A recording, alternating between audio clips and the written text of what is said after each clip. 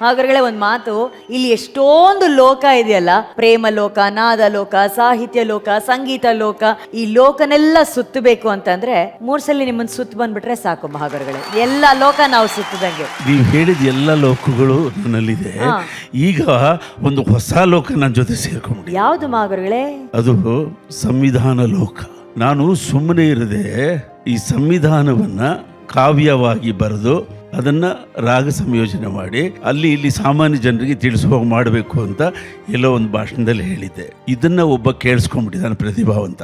ಆತ ಝೀ ವಾಹಿನಿಯಲ್ಲಿ ಸರಿಗಮಪ್ಪ ಸ್ಕ್ರಿಪ್ಟ್ಗಳನ್ನು ಬರೆಯುವ ರವಿ ಅನ್ನೋ ಒಬ್ಬ ಹುಡುಗ ಇಲ್ಲಿದ್ದ ನಮ್ಮ ಜೊತೆ.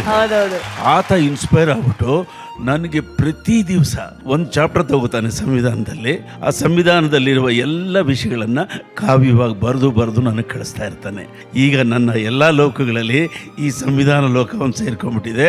ಮುಂದೊಂದು ದಿವಸ ನಮ್ಮ ರವಿ ಇಡೀ ಭಾರತ ಮೆಚ್ಚುವಂಥ ಅತಿ ದೊಡ್ಡ ಕಾವ್ಯ, ಸಂವಿಧಾನ ಕಾವ್ಯವನ್ನು ಕೊಡ್ತಾನೆ.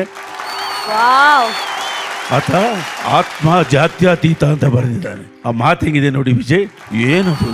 ಗುರುಗಳೇ, ನಿಮ್ಮ ಪರ್ಮಿಷನ್ ತಗೊಂಡು ರವಿ ಅವ್ರನ್ನ ದಯವಿಟ್ಟು ಸ್ಟೇಜ್ ಮೇಲೆ ಬರಕೇಳಿ. ಬನ್ನಿ ರವಿ ಪ್ಲೀಸ್.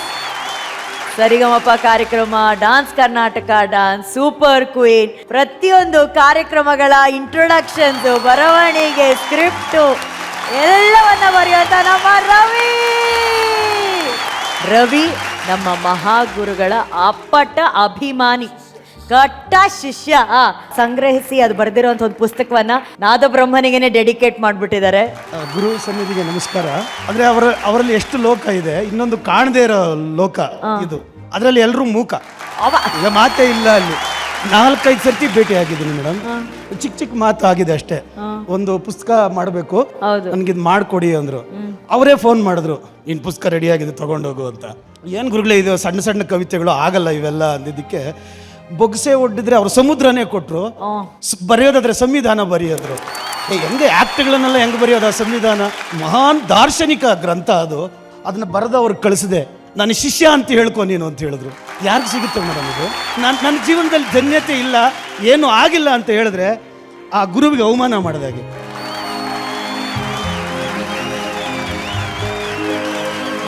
ಫಸ್ಟ್ ಆಶೀರ್ವಾದ ತಗೊಳ್ಳಿ, ಹೋಗಿ. ಥ್ಯಾಂಕ್ ಯು ಮಹಾಗುರುಗಳೇ, ಥ್ಯಾಂಕ್ ಯು ಸರಿಗಮಪ ಟೀಮ್.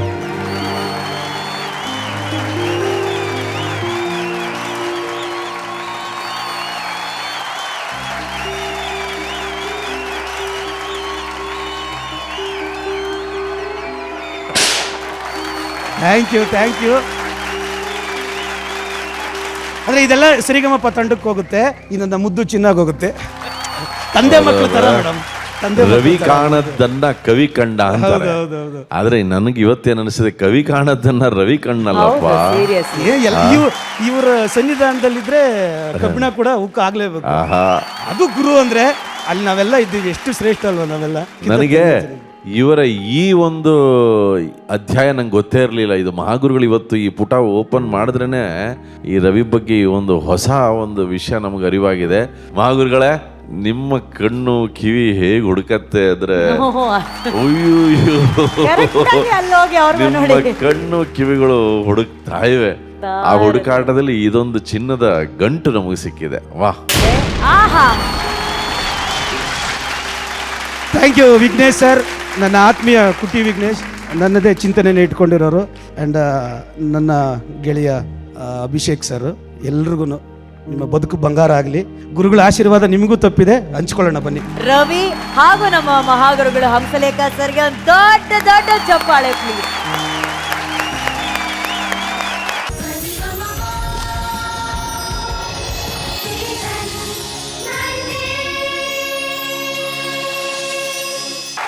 ಬರ್ಲಿ ಚಪ್ಪಾಳೆ ಅಶ್ವಿನ್ಗೆ.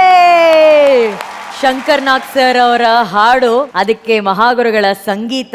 ಅವಾಗ್ಲೇ ಶಂಕರ್ ನಾಗ್ ಸರ್ ಅವರು ಮಹಾಗುರುಗಳಿಗೆ ಫಿದಾಗಿ, ಮಹಾಗುರುಗಳು ನನಗೊಂದು ಸಂಗೀತ ಮಾಡಬೇಕು, ಅದ್ರಲ್ಲಿ ನಾನು ಆಕ್ಟ್ ಮಾಡಬೇಕು ಅಂತ ಹೇಳಿ ಅಭಿಮಾನಿಯಾಗಿ ಪಣ ತೊಟ್ಟು ಹಠ ತೊಟ್ಟಾಗ ಮಹಾಗುರುಗಳು ತಗೊಳ್ಳಿ ನಿಮ್ಗೊಂದು ಹಿಟ್ಟು ಅಂತ ಹೇಳಿ ಕೊಟ್ಟಂತ ಹಿಟ್ಟು ಇದು ಶಾಶ್ವತವಾಗಿ ಉಳಿದಂತ ಹಿಟ್ಟಿದು. ಅದು ನಮ್ಮ ಮಹಾಗುರುಗಳಂತ ಅಂದ್ರೆ, ಅದು ನಮ್ಮ ಶಂಕರ್ ನಾಗ್ ಸರ್ ಅಂತಂದ್ರೆ. VP sir, Ashwin ex extraordinary performance. Thank you. Sir, ಇವ್ರ ಫೋಟೋ ನೋಡಿದಾಗಲೆಲ್ಲ ನನಗೆ ಏನೋ ಒಂಥರ ಎಷ್ಟು ಬಹಳ ವಿಷಯಗಳು ಒಳಗಡೆ ಅಡಗಿತ್ತು. ಕೆಲವ್ದು ಹೊರಗೆ ಬಂತು, ಕೆಲವ್ದು ಬಂದಿಲ್ಲ ಆ ಕನಸುಗಳು. ಬಟ್ ನಿಮ್ಮ ಅವ್ರ ಮೊದಲನೇ ಭೇಟಿ ಹೇಗಿತ್ತು? ಏನು ಶಂಕರ್ನಾಗ್ ಸರ್ ಬಗ್ಗೆ ಒಂದ್ ಎರಡು ಮಾತುಗಳು, ನಿಮ್ಮ ಅನುಭವ ಹೇಳಿ ಸರ್ ದಯವಿಟ್ಟು. ಶಂಕರ್ ಅವರೇ, ಒಂದಾನೊಂದು ಕಾಲದಲ್ಲಿ ನೋಡಿದೆ, ತುಂಬಾ ಇಷ್ಟ ಆಯ್ತು. ಅದು ಓಕೆ, ಏನ್ ಬೆಂಗಳೂರಿನಲ್ಲಿ ಜನ ಎಲ್ಲ ಸ್ಲೋ ಮೋಷನ್ ಅಲ್ಲಿ ನಡೀತಾವರಲ್ಲ ಅಂದ್ರು ಅವರು. ಎಲ್ಲೋ ಸಂಘ ಸಂಸ್ಥೆಗಳೆಲ್ಲ ಆಕ್ಟಿವ್ ಆಗಿಲ್ಲ, ಎಷ್ಟೋ ವಿಷಯಗಳು ಇಂಪ್ರೂವ್ ಆಗಿಲ್ಲ. ಬೆಂಗಳೂರಿನಲ್ಲಿ ಒಂದು ರೆಕಾರ್ಡಿಂಗ್ ಸ್ಟುಡಿಯೋ ಮಾಡ್ಕೊಳಕ್ಕಾಗಲ್ವಾ? ಯಾವಾಗೋ ಪ್ರಯತ್ನ ಮಾಡಿದ್ರು ಸರ್, ಆಗಿಲ್ಲ. ನಾವೊಂದು ಮಾಡೋಣ ಸರ್. ಒಂದೇ ಕನಸು ಅಂದ್ರೆ ಇಷ್ಟೇ ವ್ಯತ್ಯಾಸ. ಬಾಂಬೆ ಸ್ಪೀಡ್ ಆಗಿದೆ, ಎಲ್ಲವನ್ನೂ ಹೊಂದಿದೆ, ಬೆಂಗಳೂರು ಯಾಕೆ ಹಿಂಗಿದೆ? ಇದೇ ಅವ್ರ ಚಿಂತೆ. ನಂದಿ ಬೆಟ್ಟಕ್ಕೆ ಹೋದ್ರೆ ಇದಕ್ಕೊಂದು ರೋಪ್ ಹಾಕ್ಬೋದಲ್ಲ. British theatre Kannada theatre blend ಆಗಿಲ್ಲ. ಬರೀ ಇಂಥ ವಿಚಾರಗಳೇ. ಅವರು ಓದ ವೇಗಕ್ಕೆ ಕೆಲಸಗಳು ಕಡಿಮೆನೇ ಆಗಿತ್ತು. ಆದ್ರೆ ಅವರು ಇನ್ನು ಸ್ವಲ್ಪ ನಿಧಾನಿಸ್ಬಿಟ್ಟಿದ್ರೆ ಕನ್ನಡ ಚಿತ್ರರಂಗಕ್ಕೆ ಮತ್ತು ಬೆಂಗಳೂರಿಗೆ ಅವರಿಂದ ಬಹಳ ಬಹಳ ಬಹಳ ಕೊಡುಗೆಗಳು ಸಿಕ್ಕಿರೋದು. ಇಲ್ಲಿ ರೆಕಾರ್ಡಿಂಗ್ ಸಾಧ್ಯ ಇಲ್ಲ ಅಂತ ನಮಗೆ ಒಂದು ಶಾಪ ಇಟ್ಬಿಟ್ಟಿದ್ರು. ಆ ಶಾಪವನ್ನು ತೆಗೆದ ಮೊದಲನೆಯ ಕಲಾವಿದ ಋಷಿ ಶಂಕರ್ನಾಗ್. ಸ್ಟುಡಿಯೋಗೆ ಬೇಕಾದ ಅಕಸ್ಟಿಕ್ ವುಡ್ಡು, ಯಾವುದೋ ಶೂಟಿಂಗ್ ಹೋದ್ರೆ ಆ ಗ್ಯಾಪಲ್ಲಿ ಹೋಗಿ ಆ ವುಡ್ಡೆಲ್ಲ ಹುಡುಕ್ತಿರೋರು ಅವರು ಕಾಶ್ಮೀರದಲ್ಲಿ. ಹಂಗೆಲ್ಲ ಬಂದು ಕಷ್ಟಪಟ್ಟು ಒಂದು ಸ್ಟುಡಿಯೋ ಮಾಡಿದ್ರೆ ಏನೋ ಟೆಕ್ನಿಕಲ್ ರೀಸನ್ಸ್ ಒಂದು 2-3 ಸಾಂಗ್ ಮಾಡಿದ್ರು, ಒಂದು ಪಿಕ್ಚರ್ ಮಾಡಿದ್ರು, ಅದು ಫ್ಲಾಪ್ ಆಗೋಯ್ತು. ಫ್ಲಾಪ್ ಆಗಿದ್ದ ಕಾರಣ ಈ ಸ್ಟುಡಿಯೋ ಅಂದ್ಬಿಟ್ಟು ಭಾಳ ನೊಂದ್ಬಿಟ್ರು ಅವರು. ನಾವು ಸ್ಟುಡಿಯೋ ಮಾಡೋದು ರೆಕಾರ್ಡಿಂಗ್ಗೆ, ಏನು ಫ್ಲಾಪು ಸಕ್ಸಸ್ ಕೊಡಕ್ಕ ಅಂತ. ನಾವು ಅವ್ರ ಜೊತೆಲಿದ್ದು, ಡೋಂಟ್ ವರಿ ಸರ್, ನಂದು 2ನೇ ಸಿನಿಮಾ ಬೆಂಗಳೂರಿನಲ್ಲಿ ಆಗುತ್ತೆ. ಮೊದಲನೇ ಸಿನಿಮಾ ಮದ್ರಾಸಲ್ಲಿ ಮಾಡಿದ್ದೀನಿ, 2ನೇ ಸಿನಿಮಾ ಬೆಂಗಳೂರು, 3ನೇ ಸಿನಿಮಾ ನಿಮ್ಮ ಸ್ಟುಡಿಯೋ ಅಂತ ಹೇಳಿದೆ. ಅದೇ ರೀತಿ ಆ ಸ್ಟುಡಿಯೋಗೆ ನಾವು ಸೆಟ್ಲ್ ಆಗಿ ಶಂಕರ್ನಾಗ್ ಅವ್ರ ಜೊತೆಲಿದ್ದು ಕನಿಷ್ಠ 50-100 ಸಿನಿಮಾಗಳನ್ನ ಆ ಸ್ಟುಡಿಯೋಲ್ಲೇ ಮಾಡಿದ್ವಿ ನಾವು. ಈ ಹಾಡುಗೆ ಬಿಲ್ ಎಷ್ಟ ಜನ್ಯ ಗೊತ್ತಾ? ಜನ್ಯ 7,500 ರೂಪಾಯಿ. ಅಂದ್ರೆ ಪ್ರೊಡ್ಯೂಸರ್ ಹತ್ರ ದುಡ್ಡು ಕಡಿಮೆ ಇತ್ತು, ಆರ್ಕೆಸ್ಟ್ರಾ ಹಾಕಕ್ ಶಕ್ತಿ ಇಲ್ಲ. ಡೋಂಟ್ ವರಿ, ನಾವು ಮಾಡ್ತೀವಿ ಬಾ ಅಂತ ಹೇಳಿ ಏನ್ ಬೇಕೋ ಅದಕ್ಕೆ ಮಾಡಿ, ಬರವಣಿಗೆಯಲ್ಲಿ ಭದ್ರ ಮಾಡಿ, ಟ್ಯೂನಲ್ಲಿ ಭದ್ರ ಮಾಡಿ ಆಡಿಟ್ ಮಾಡ್ಬಿಟ್ವಿ. ಹೀಗೆ ಕನ್ನಡದಲ್ಲಿ ಇದನ್ನೆಲ್ಲ ಉಳಿಸೋದಕ್ಕೆ ನಾವು ಏನೇನು ಕಷ್ಟಪಟ್ಟು ಅದಕ್ಕೆ ಸ್ಫೂರ್ತಿ ಶಕ್ತಿ ಮಿಸ್ಟರ್ ಶಂಕರ್ನಾಗ್ ಅವ್ರು ಇದ್ದಿದ್ರೆ ನಮಗೆ ಕನ್ನಡದಲ್ಲಿ ಮಣಿರತ್ನಂ ಅವ್ರನ್ನ ಮೀರಿಸ್ತಾ ಇದ್ರು. ಅವರು ಬೋರ್ಡ್ ಹಾಕೊಂಡಿದ್ರು, to finish you job first begin ಅಂತ. ಕರೆಕ್ಟ್. ಇವತ್ತು ಸೆಲೆಕ್ಷನ್ ಫಸ್ಟ್ ಕ್ಲಾಸ್ ಆಗಿ ಮಾಡಿದ್ಯಾ, ತುಂಬಾ ಚೆನ್ನಾಗಿ ಹಾಡಿದೆ ಇವತ್ತು. Thank you sir.